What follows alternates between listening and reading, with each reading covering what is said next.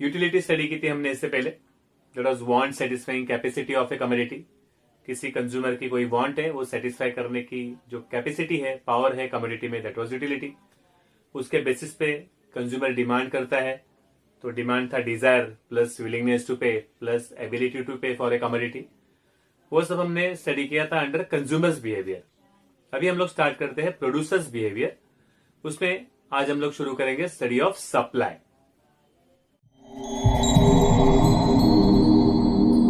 कभी किसी चीज की शॉर्टेज हो जाती है मार्केट में, तो वी से दैट इसकी सप्लाई बहुत कम है। कभी हर जगह पे वही चीज दिखाई देने लगती है, जैसे अभी मास्क दिखने लगे हर जगह पे मास्क, उसकी सप्लाई बढ़ गई है। तो समझ लेते हैं व्हाट इज सप्लाई। उसके पहले समझ लेते हैं और दो कंसेप्ट जो सप्लाई तय करती है, that is output and stock. Will begin with output. तो उसका नाम ही है आउटपुट।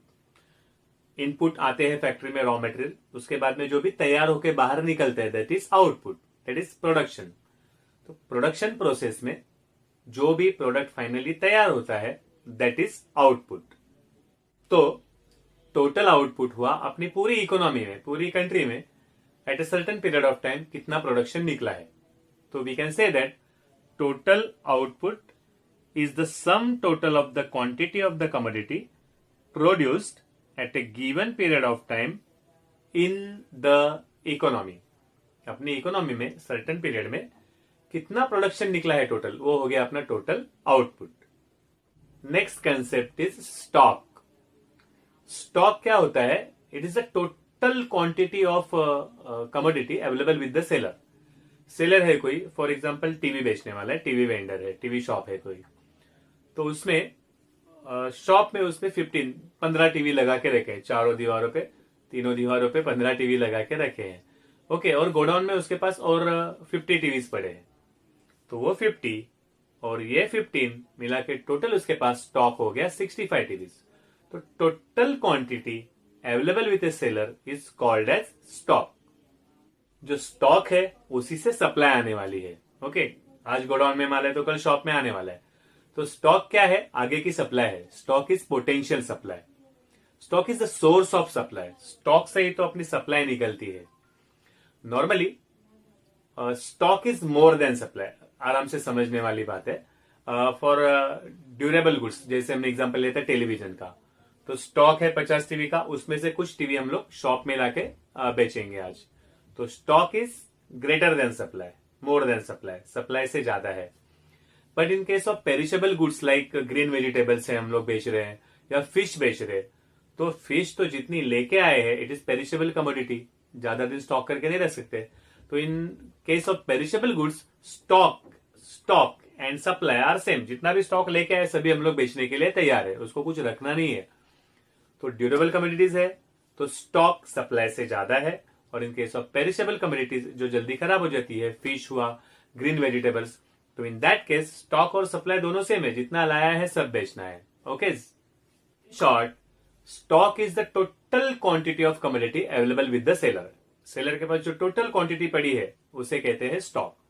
स्टॉक आता कहां से है? आउटपुट से। ओके, और स्टॉक क्या है? पोटेंशियल सप्लाई, आगे की सप्लाई है वो, इसलिए स्टॉक हमेशा सप्लाई से ज्यादा रहता है। Okay, in case of durable goods. लेकिन in case of perishable goods stock और सप्लाई सेम रहते हैं। जब भी हम लोग आगे जाके डिस्टिंग्विश बिटवीन करने वाले हैं, बिटवीन स्टॉक एंड सप्लाई, तो ध्यान में रखना है। देखो, स्टॉक है या तो सप्लाई से ज्यादा है, stock is more than supply, durable goods. और in case of perishable goods stock और सप्लाई सेम है, लेकिन स्टॉक कभी भी सप्लाई से कम नहीं हो सकता, सप्लाई कभी भी स्टॉक से ज्यादा नहीं हो सकती। स्टॉक में पड़े हैं 50 टीवी, हम लोग 55 कैसे बेचेंगे? So supply is lesser than stock और supply is equal to stock. लेकिन सप्लाई कभी भी स्टॉक को एक्सीड नहीं कर सकती, it can not be more than stock. फिर आता है supply. Supply is the actual quantity which a seller is ready to sell at certain period of time at certain price. देखो, सेलर के पास स्टॉक रेडी है। Okay, एक certain price में उसने स्टॉक लाके रख दिया। मैंने 100 रुपीज के रेट में 50 यूनिट्स लाके रख दिए हैं। अभी आज का रेट है 105 रुपीज, तो मुझे प्रॉफिट कितना मिल रहा है? 5 रुपीज। तो मैं बोलूंगा चल आज 5 ही बेचते हैं। कल 115 120 हो जाएंगे तभी मैं ज्यादा बेचूंगा। तो सप्लाई क्या हो गई, it is that part of stock, stock का वो पार्ट है जो सेलर एक्चुअली सेल करने के लिए रेडी है at certain period of time at certain price. तो सप्लाई हमेशा दो वर्ड से जुड़ा हुआ है, टाइम एंड प्लेस। तो जो किसी और पे डिपेंड रहता है, जैसे सप्लाई डिपेंड है टाइम पे और प्लेस पे, उसे कहते हैं relative. Supply is relative term, it is always expressed in relation to time and price. Time और प्राइस के मेंशन के सिवा हम लोग सप्लाई बता नहीं सकते। So supply is various quantities of commodity offered for sale by producer during a given period of time at a given price. It is related to time and place. एक certain time पे एक certain price में seller कितने units बेचने के लिए ready है, that is supply. Distinguish में ये सब पॉइंट्स काम आते हैं सप्लाई के और स्टॉक के। तो स्टॉक क्या है, फंड है, जमा है, स्टॉक पड़ा है, और वो जब फ्लो होता है सेलर से बायर की तरफ उसे कहते हैं सप्लाई। तो फंड क्या है अपना, सप्लाई क्या है, फंड कंसेप्ट है, जमा है, एक जगह पे पड़ा है जैसे तालाब का पानी। और सप्लाई क्या है, supply is flow, it is like नदी, वो बहता है सेलर से बायर की तरफ जाता है। ओके, स्टॉक और सप्लाई का मीनिंग समझने के बाद हम लोग आराम से उसमें डिस्टिंग्विश कर सकते हैं। ओके, तो ये दिमाग में रख देना, स्टॉक क्या होता है, टोटल क्वांटिटी अवेलेबल। सप्लाई क्या होता है, the amount of stock which I am ready to sell. Stock हमेशा सप्लाई से बड़ा रहेगा या दोनों सेम रहेंगे, कभी भी सप्लाई स्टॉक को एक्सीड नहीं करेगी। ओके, उसके बाद में क्या हुआ कि स्टॉक डिपेंड है आउटपुट पे और सप्लाई डिपेंड है प्राइस पे और अदर फैक्टर्स पे। उसके बाद में क्या हुआ, स्टॉक इज फंड, जमा है, इट इज फंड कंसेप्ट, और supply is flow concept. According to Paul Samuelson, यह है डेफिनेशन सप्लाई की। सप्लाई क्या है, वो है रिलेशनशिप किसका, बिटवीन द प्राइस, प्राइस क्या है, मार्केट प्राइस क्या है, और कितनी कमोडिटी, कितनी क्वांटिटी बेचने के लिए सेलर विलिंग है, रेडी है। तो according to Paul Samuelson, supply is the relationship between market price and the amount of goods that producers are willing to supply.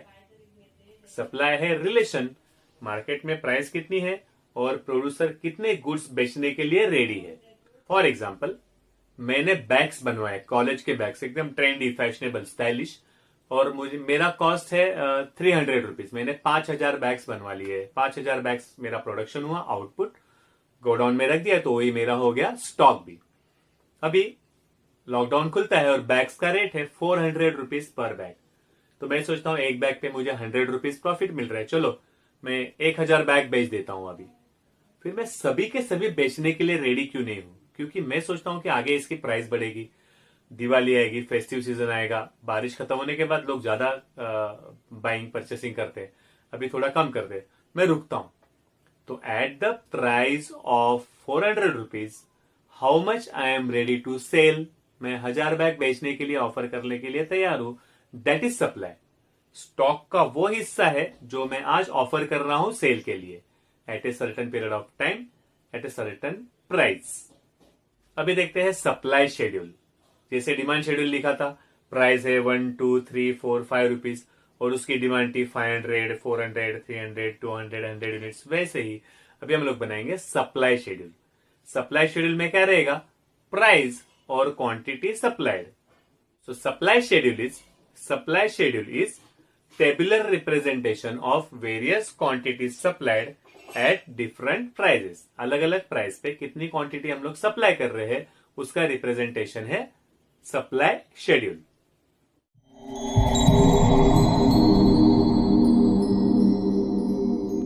फिर देखते हैं individual supply schedule and market supply schedule. एक seller अलग अलग price पे कितनी quantity supply करता है इंडिविजुअल सप्लाई शेड्यूल में दिखाएंगे, और टोटल जितने भी सेलर्स है मार्केट में एट अलग अलग प्राइसेस कितनी क्वांटिटी सप्लाई करते हैं वो देखेंगे मार्केट सप्लाई शेड्यूल में। तो इंडिविजुअल सप्लाई शेड्यूल क्या हो गया, इंडिविजुअल सप्लाई शेड्यूल है एक सिंगल सेलर अलग अलग प्राइस पे कितनी क्वांटिटी सप्लाई करने के लिए, बेचने के लिए रेडी है। ओके, तो individual supply schedule is tabular representation of different quantities of a commodity supplied at different prices at certain period of time. एक certain period में अलग अलग जब प्राइजेस है तो सप्लायर कितनी चीजें कितनी कमोडिटी बेचने के लिए तैयार है, उसका रिप्रेजेंटेशन है individual supply schedule. Individual supply schedule में हम लोग देख रहे हैं कि एक सेलर है, जब प्राइस है 10 रुपीज तो he is ready to sell 100 kg। जब प्राइस बढ़ रही है 20 रुपीज 30 रुपीज तो he is ready to sell 200 and 300 kgs। Price जब बढ़ जाती है 40 रुपीज एंड 50 रुपीज तो he is ready to sell 400 and 500 kgs। तो दिख रहा है there is direct relationship between price and quantity supplied. Price बढ़ रही है तो क्वांटिटी सप्लाइड भी बढ़ रही है। तो more is supplied at higher price and less is supplied at lower price. Price जितनी ज्यादा रहेगी उतनी सप्लाई ज्यादा रहेगी और प्राइस जितनी कम उतनी सप्लाई कम रहेगी। जैसे कि टेबल में देख रहे हैं, when the price is 10 rupees the supply is only 100 kg। लेकिन प्राइस जब बढ़ के हो जाती है 50 रुपीज तो सप्लाई भी बढ़ के हो जाती है 500 kg। फिर देखते हैं individual supply curve. It is the graphical representation of supply schedule. Supply schedule में जो क्वांटिटीज है 10 रुपीज है तो 100 kg, 20 रुपीज है तो 200 kg। इसी को हम लोग शो करेंगे with the help of graph, उसको बोलेंगे सप्लाई कर्व।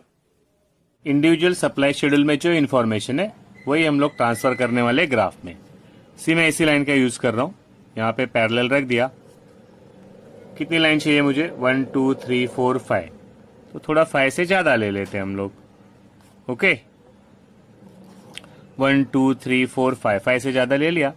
फिर यहाँ पे हॉरिजॉन्टल जो लाइन है वहां पे मुझे लेने हैं सेंटीमीटर्स। ओके वर्टिकल जो लाइन का डिस्टेंस है वही हम लोग यूज करेंगे, हॉरिजॉन्टल हम लोग यूज करेंगे सेंटीमीटर। तो हॉरिजॉन्टल में ले लेता हूँ 2 centimetres. It depends on you, आप लोग 1 सेंटीमीटर लो। अभी मेरे पास जगह है तो मैं 2 सेंटीमीटर्स ले लूँ। ओके 2 सेंटीमीटर 4 6 8 10, मेरे पास जगह है ना, तो I am going to use that. फिर हम लोग देखेंगे क्या लिखने जा रहे। दिस इज अपना वाई एक्सिस और ये हो गया अपना X axis. On Y axis we take price. तो फर्स्ट सेंटेंस हो गया price is taken on Y axis and quantity supplied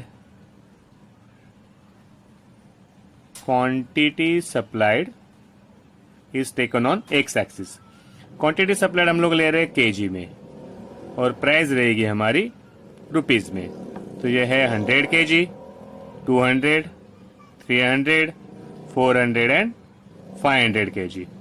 price लेने वाले हम लोग 10 rupees, 20 rupees per KG, 30, 40, 50 and 60 rupees per KG. Okay सभी करस्पॉन्डिंग वैल्यू जोड़ते जाते हैं हम लोग। सिंपल, ये 10 है तो 100 है, यहाँ पे 10 है तो यहाँ पे 100 है, तो वही डिस्टेंस मुझे लेना है। यहाँ पे डिस्टेंस कितना है 1 सेंटीमीटर, तो मैं लूंगा बराबर 2 सेंटीमीटर, तो उतना डिस्टेंस ले लिया। ये हो गया फर्स्ट पॉइंट। फिर 200 है, when price is 20 rupees the quantity supplied is 200। Okay ये डिस्टेंस है बराबर। When price is 30 rupees the quantity supplied is 300। तो मुझे पता है ना 2 सेंटीमीटर, 4 सेंटीमीटर, 6 सेंटीमीटर, 8 सेंटीमीटर। यहाँ पे when the price is 40 rupees quantity supplied is 400। यहाँ पे मेरे लिए है वो 8 सेंटीमीटर। और एंड में when the price is 50 rupees तो क्वांटिटी सप्लाइड है 500, मेरे लिए यहाँ पे है 10। तो by joining all this points I get supply curve. ये पॉइंट्स मैंने ज्वाइन कर लिए तो मुझे मिली supply curve. Which points I have taken? When the price is 10 rupees quantity supplied is 100 kg। Price 20 rupees quantity supplied is 200 kg। Price 30 rupees quantity supplied 300 kg। 40 rupees 400 kg and 50 rupees 500 kg। ये सभी point join करके ये mention करते हैं हम लोग points यहाँ पे थोड़ा बोल्ड। तो we get supply curve. Supply curve का स्लोप है लेफ्ट से राइट ऊपर जा रही है। ओके तो जो लेफ्ट साइड ऊपर जाती है ना उसको बोलते हैं positive slope. It is called positive slope. It rises upwards from left to right. Left से राइट में ऊपर जा रही है it is positive slope, it shows the direct relationship between price and quantity supplied, मतलब प्राइस जितनी बढ़ती जाएगी क्वांटिटी सप्लाइड भी उतनी ही बढ़ती जाएगी। जस्ट 3 सेंटेंसेस हम लोग को लिखने हैं। फर्स्ट सेंटेंस तो अपना यही हो गया, एक्स एक्सिस क्या रिप्रेजेंट कर रहा है, क्वांटिटी सप्लाइड, और वाई एक्सिस रिप्रेजेंट कर रहा है प्राइस। First sentence. फिर second sentence, the supply curve has positive slope, it rises upwards from left to right, second point हो गया। और थर्ड पॉइंट बोलेंगे, this shows that there is direct relationship between price and quantity supplied, हो गया।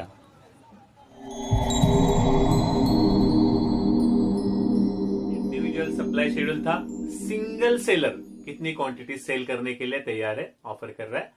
और market supply schedule रहेगा, it is a tabular representation of various quantities of commodities supplied by all the producers, all the sellers in the market at certain price, at certain period of time.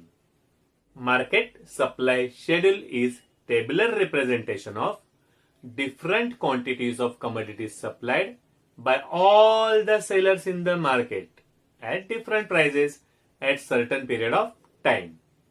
Actually market में कितने ही sellers रहते, but let us assume that there are 3 sellers A, B and C in the market. अभी जब prices बढ़ रहे 10, 20, 30, 40, 50, तो अलग अलग लोग सब सेलर मिलके कितना सेल कर रहे देखते हैं in the schedule. When the price is 10 rupees, A बेच रहा है 100, बी बेच रहा है 200 एंड सी बेच रहा है 300 यूनिट्स। तो total when the price is 10 rupees, सभी टोटल मार्केट मिलके हो गई ए प्लस बी प्लस सी 600 kg। प्राइस जैसे ही बढ़ते जा रहे 20, 30, 40, 50, हर एक सेलर ज्यादा क्वांटिटी सप्लाई कर रहा है और फिर टोटल मार्केट सप्लाई हो रही है 900, 1200, 1500 एंड 1800 kg। तो जैसे प्राइस बढ़ती जा रही है वैसे टोटल सप्लाई भी बढ़ती जा रही है। There is direct relationship between price and quantity supplied. More is supplied at higher price और कम is supplied at lesser price। Price ज्यादा तो सप्लाई ज्यादा, प्राइस कम तो सप्लाई कम। देख रहे हैं when the price is 10 rupees तो टोटल सप्लाई 600 kg, लेकिन प्राइस बढ़ के हो जाती है 50 rupees, तो the total supply is 1800 kg। With the help of market supply schedule we can draw market supply curve। फिर एक बार वही है, same table we are going to transfer into graph. फिर एक बार वही, अभी तो आपको थोड़ा याद हो गया होगा। ओके, 5 लाइन्स लगने वाले हैं, उससे थोड़ा 1-2 ज्यादा मैं ले लूंगा। अभी क्या करते हैं, अभी जो राइट वाला डिस्टेंस है मिशन ऑन एक्स एक्सिस, अभी हम लोग लेते हैं 3 का टेबल। लास्ट टाइम लिया था 2 ना, 200। अभी हम लोग सेम डिस्टेंस लेते हैं, डिस्टेंस उतना ही लेंगे हम लोग। कितना लिया था, 2 centimetre, 2, 4, 6, 8 and 10। This is x axis. लेकिन अभी यहाँ पे हम लोग लिखते टाइम लिखेंगे, क्योंकि 600, 900 है ना, किसके टेबल में आ रहा है ये, 3 के। तो ये हो गया 300, ये 600 kg, 900 kg, 1200 kg, 1500 kg and last वाला इज 1800 kg। जैसे कि first sentence we have to write कि price is taken on Y axis, वो हम लोग मेंशन करते हैं रुपीज में, and quantity supplied is taken on X axis, वो है केजी में। सभी सेलर मिला के कितनी क्वांटिटी सप्लाई कर रहे हैं मार्केट में, when the price is 10 rupees, 20 rupees, 30 rupees, 40 rupees and 50 rupees. ये हो गया अपना वाई एक्सिस, ये हो गया एक्स एक्सिस। प्राइस है 10 रुपीज, टोटल क्वांटिटी 600। तो हम लोग, ये है प्राइस 10 और ये है 600। तो मुझे पता है कितने सेंटीमीटर पे है, मैंने लिया था उसको 4 सेंटीमीटर पे, तो ये पॉइंट मुझे मिल गया। ओके, प्राइस 20 है तो 900, दिख रहा है ना, प्राइस 20, क्वांटिटी सप्लाइड इज 900। 900 कितने सेंटीमीटर में मुझे पता है, इट इज 6 सेंटीमीटर। ओके, फिर 1200 है, 30 रुपीज प्राइस है तो क्वांटिटी सप्लाई 1200, 30 रुपी प्राइस, क्वांटिटी सप्लाई 1200। तो कितने सेंटीमीटर मुझे लेने हैं यहाँ पे, मुझे पता होना चाहिए, 8 सेंटीमीटर्स। ओके, और लास्ट वाला है when price is 40, when the price is 40, quantity supplied is 1500. 1500 कितने सेंटीमीटर पे लिया मैंने? 10 सेंटीमीटर पे. तो प्राइस 40 है तो मुझे लेना है यहाँ पे 10 सेंटीमीटर, और एक बाकी है लास्ट वाला 12 सेंटीमीटर. तो अगर मुझे पायट है, मुझे कितना मेजरमेंट लेना है पहले से पता है, तो आराम से it will save my time in paper. ये हो गई अपनी सप्लाई कर. 2 बार ड्रॉ कर लो इसको ना, आप लोग मास्टर बन जाओगे. ओके. फिर थोड़ा बोल्ड करके देते हैं पॉइंट हम लोग. दीज पॉइंट्स, जो भी पॉइंट्स है ना, which by joining we are getting supply कर, ऐसे ऐसे सप्लाई कर. फिर एक बार वही है, डायरेक्शन तो उसका ऊपर ही जा रहा है. It is sloping upwards from left to right. That shows the direct relationship between price and quantity supplied. Same 3 sentences. In the diagram, quantity supplied is taken on x-axis and price is taken on y-axis. Okay. उसके बाद में second thing कि the supply curve has positive slope. पता है ना, left to right it slopes upwards from left to right, and that shows the direct relationship between price and quantity supplied. Direct relationship का meaning हुआ price बढ़ रही है, supply भी बढ़ रही है.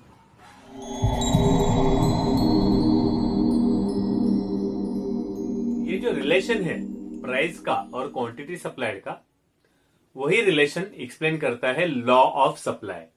It was given by professor Alfred martial in his book principles of economics, published in 1890. Professor Alfred martial का जो सप्लाई का लॉ है, क्या एक्सप्लेन करता है? एक्सप्लेन करता है the relationship. The law of supply explains the functional relationship between price and quantity supplied. Price में और क्वांटिटी कितनी हम लोग सप्लाई करते हैं, उसमें जो रिलेशन है वही एक्सप्लेन करता है law of supply given by professor Alfred Marshall. Let us study the statement given by professor Alfred Marshall. According to professor Alfred Marshall, other things being constant, higher the price of a commodity, more is the quantity supplied, and lower the price of a commodity, less is the quantity supplied. Easy है. Price रहेगी high, more quantity supplied. Price रहेगी low, less quantity supplied. Simple language में बताए तो rise in the price results in rise in quantity supplied, and fall in price results in fall in quantity supplied. Okay. Price बढ़ेगी, supply बढ़ेगी. Price कम हो जाएगी, supply भी कम हो जाएगी. सिंबलिकली Sx is function of Px. इसका मीनिंग हो गया supply of commodity X depend करता है price of commodity X, depend करता है, दैट इज फंक्शन ऑफ. तो Sx is function of Px का मीनिंग है supply of a commodity depends on price of a commodity.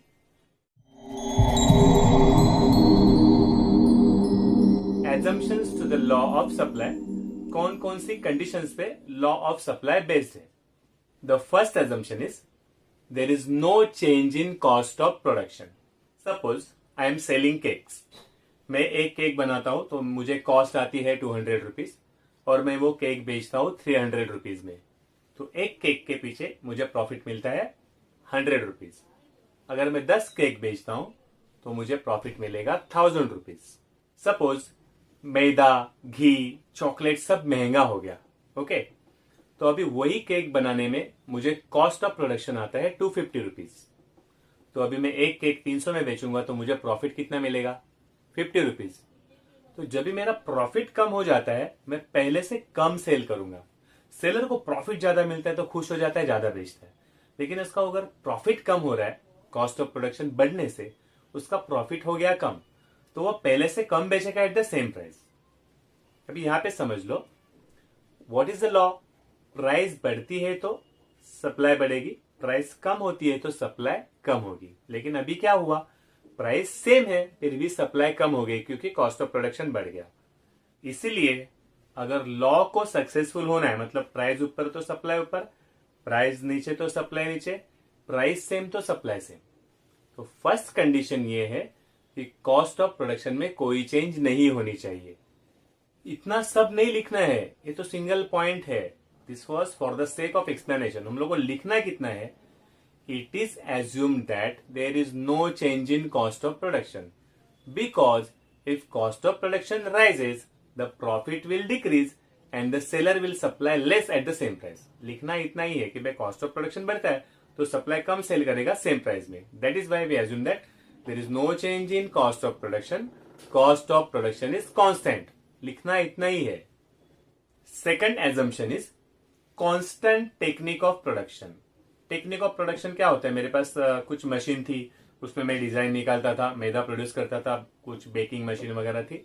Okay, तो दिन में मैं 10 केक बना पाता था. अभी नई मशीन आ गई, उस मशीन में दिन में 50 केक्स बन जाते हैं आसानी से, दिन में 50 केक. तो अभी क्या हो गया, मैं पहले कम प्रोड्यूस करता था तो कम सप्लाई करता था. अभी नई टेक्निक आ गई तो मेरा प्रोडक्शन बढ़ गया तो सप्लाई भी बढ़ेगी ऑफकोर्स. तो एट द सेम प्राइस मैं ज्यादा सप्लाई करूंगा. इसलिए हम लोग एज्यूम कर रहे हैं कि there is no change in technique of production. फिर एक बार लिखना कितना है, सेकेंड पॉइंट लिखेंगे constant technique of production. It is assumed that there is no change in technique of production because अगर नई टेक्निक आती है will produce more and sell more at the same price.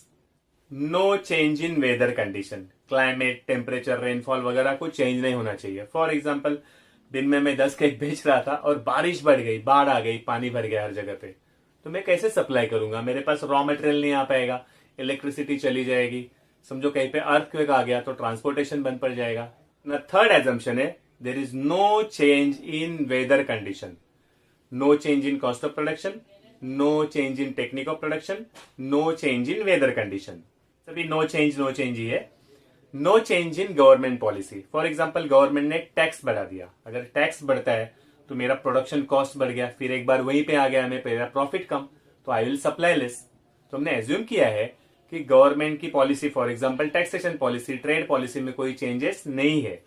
अब तक के एजम्पशन हो गए no change in cost of production, no change in technique of production, no change in weather condition, no change in government policy. Fifth assumption is no change in transport facility. For example अगर transport facility improve हो गई, अभी ज्यादा transport facility अच्छी होने लगी तो supply of raw material मेरे पास बढ़ जाएगी, मेरा प्रोडक्शन बढ़ जाएगा. या तो अगर ट्रांसपोर्ट में कॉस्ट में कमी आ गई, अभी कम पैसे में मेरे पास रॉ मटेरियल आ रहा है तो भी मैं ज्यादा प्रोडक्शन करूंगा क्योंकि मेरा प्रॉफिट बढ़ जाएगा.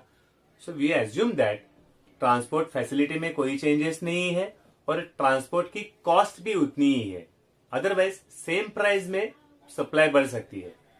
तो अपना नेक्स्ट असम्पशन है there is no change in transport facility and transport cost. No change in cost of production, no change in technique of production, no change in weather condition, no change in government taxation policy, no change in transport facility. Next point आ रहा है price of other goods remain constant. ये other goods क्या होता है? मैं cake बेच रहा हूं तो साथ में I am also selling chocolates. मैं चॉकलेट भी बेच रहा हूं और मैं वेफर्स भी बेच रहा हूं. तो अगर ऐसा हो गया कि चॉकलेट की प्राइस बढ़ गई, मेरा प्रॉफिट वहां पे बढ़ गया, वेफर की प्राइस बढ़ गई, मेरा प्रॉफिट वहां पे बढ़ गया, तो क्या होगा? मैं केक से थोड़ा ध्यान कम करूंगा and I will sell wafers and chocolate more. तो केक की तो प्राइस उतनी ही है, फिर भी मैं केक की सप्लाई कम कर दूंगा क्योंकि मेरा प्रॉफिट अदर गुड्स में बढ़ गया. So we assume that prices of other goods are also same. अगर वड़ा और समोसा है फॉर एग्जाम्पल और मैं दोनों 10-10 रुपए में बेच रहा हूं, अगर ऐसा हो गया कि समोसे की प्राइस बढ़ गई तो मैं वड़े पे ध्यान कम दूंगा, मेरी समोसे की प्राइस बढ़ गई तो मैं समोसे ज्यादा सप्लाई करूंगा. तो हमारा एजम्पशन है कि there is no change in price of other goods. या तो वर्ड आएगा नो चेंज या तो वर्ड आएगा कांस्टेंट, दोनों का मीनिंग है सेम. सेम है, बदल नहीं रहा है. Okay. Last assumption is no future expectation. Future expectation क्या होता है कि अगर मुझे पता चला, मेरी जजमेंट बता रही है कि यही चीज कल ज्यादा प्राइस में बिकने वाली है, ओके, तो मैं क्या सोचूंगा? आज सप्लाई कम कर देते, कल बेचते, कल इसी चीज के मुझे ज्यादा पैसे मिलेंगे, मेरा प्रॉफिट बढ़ेगा. लिखना कितना है? इतना ही है. The seller assumes that, seller ये सोच के चल रहा है कि in future there is no change in price.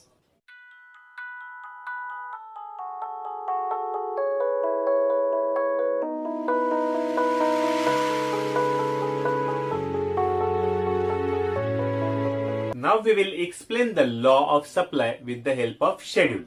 जैसे पहले मार्केट शेड्यूल ड्रॉ किया था, market supply schedule, individual supply schedule, simple सा शेड्यूल ड्रॉ करेंगे और शो करेंगे what is the relationship between price and quantity supplied.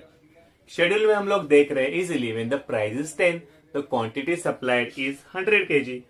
Price जैसे जैसे बढ़ती जा रही है 20, 30, 40, 50 rupees, the quantity supplied also increases to 200, 300, 400, 500 kg। ये हो गया अपना first part. Second part, it means when price rises supply rises, when price falls supply also falls. फिर थर्ड हम लोग पार्ट लिखेंगे, there is a direct relationship between price and quantity supplied. पहले ही डिटेल में कर चुके हैं इंडिविजुअल सप्लाई शेड्यूल और market supply schedule, so we already know what to write. Same with the help of this schedule we can draw supply curve, जो हम पहले भी कर चुके हैं। लेट अस सी क्या है supply curve. In the graph quantity supplied is taken on x-axis and price is taken on y-axis. The slope of the supply curve is upward from left to right. उसका meaning है it has positive slope, और ये positive slope show कर रहा है कि there is direct relationship between price and quantity supplied. Law of supply कितने parts में प्रेजेंट करेंगे? Introduction, professor Alfred Marshall, principles of economics 1890। Second फिर स्टेटमेंट, एक्चुअल स्टेटमेंट, प्राइस बढ़ती है तो सप्लाई बढ़ती है, प्राइस कम तो सप्लाई कम। उसके बाद में symbolically S X is function of P X, first part. Then assumptions to the law of supply, assumptions लिखेंगे 1 2 3 4 5 6 7 8, और फिर थर्ड पार्ट में हम लोग लिखेंगे schedule and graph. Answer complete.